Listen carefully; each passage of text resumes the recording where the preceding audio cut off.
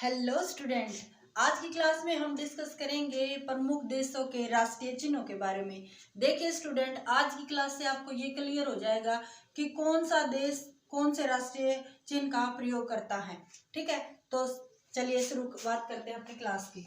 सबसे पहले मैं यहाँ कुछ देशों के नाम लिखूंगी और फिर आपको समझाऊंगी कि आप उसको कैसे याद रख सकते हैं उनके राष्ट्रीय चिन्हों के बारे में। तो देखिए, सबसे पहले है भारत, फिर है पाक या पाकिस्तान, फिर तुर्की, फिर है फ्रांस, बांग्लादेश,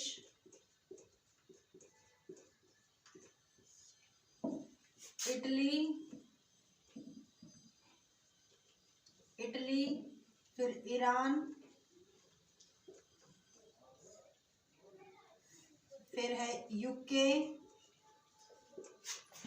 नॉर्वे और 10वां है हमारा नीदरलैंड।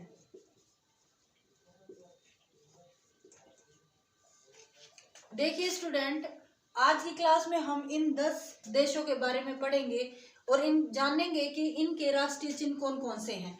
तो सबसे पहले बात करते हैं अपने देश भारत की। ठीक है, तो भारत का जो राष्ट्रीय चिन्ह है वो कौन सा बेटे? अशोक स्तंभ। अशोक स्तंभ भारत का राष्ट्रीय चिन्ह के रूप में अपनाया गया है और ये इसका जो अशोक स्तंभ का जो ऊपरी हिस्सा है उसी को राष्ट्रीय चिन्ह के रूप में अपनाया गया है।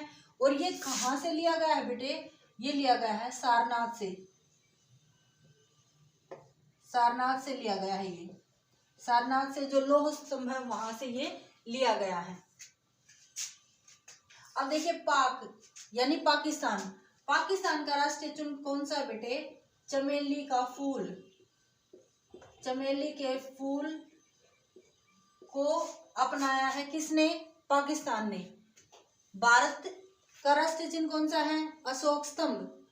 पाक का कौन सा है? पाक या पाकिस्तान का राष्ट्रीय चिन्ह कौन सा है? चमेली का फूल।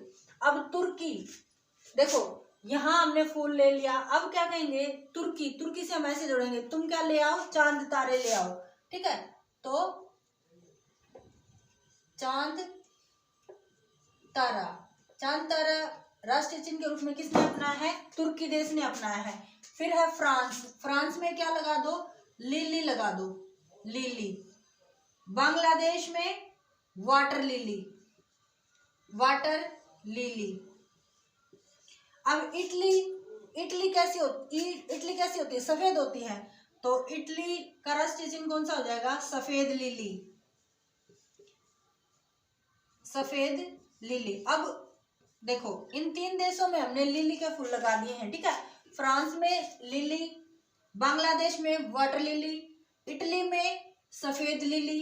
अब काफी लिली के फूल हो चुके हैं, अब किसके लगाएंगे हम? गुलाब के फूल। तो ईरान या एक लड़का है ईशान जिसको बोला जाता है कि अब आपने वाटर जो लिली है या लिली है या सफेद लिली है उसके काफी फूल लगा दिए, अब आप क्या लगाओ?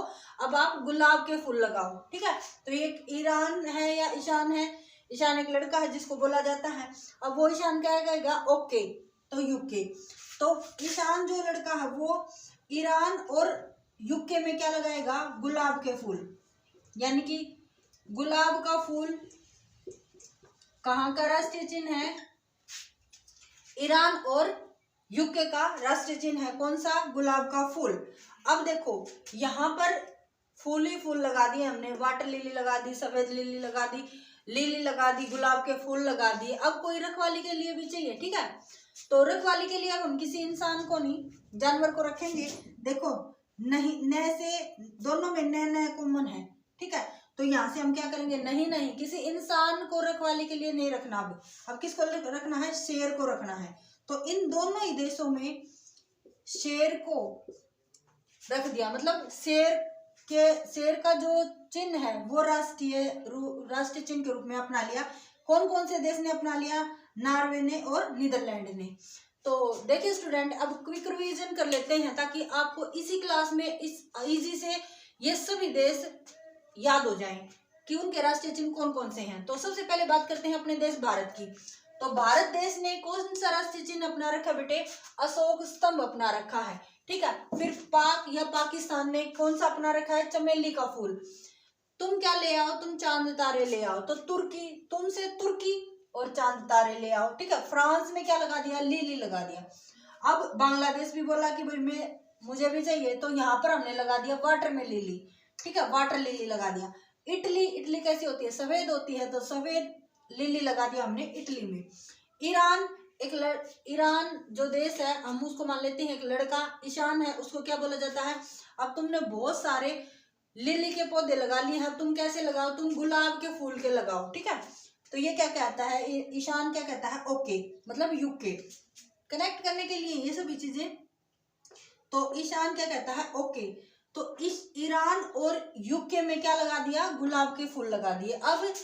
अब इतने सारे फूलों की हमने के मतलब फसल वो किसी उगाई है, पेड़ पौधे उगाए हैं, तो कोई रखवाली के भी लिए चाहिए, ठीक है ना। तो हम किसी इंसान को नहीं रखेंगे, अब किसको रखेंगे? जानवर को।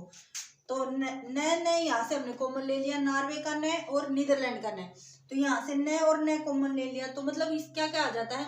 नहीं, किसी इंसान को रखवाली के लिए नहीं, बल्कि हम किसको रखेंगे? शेर को रखेंगे।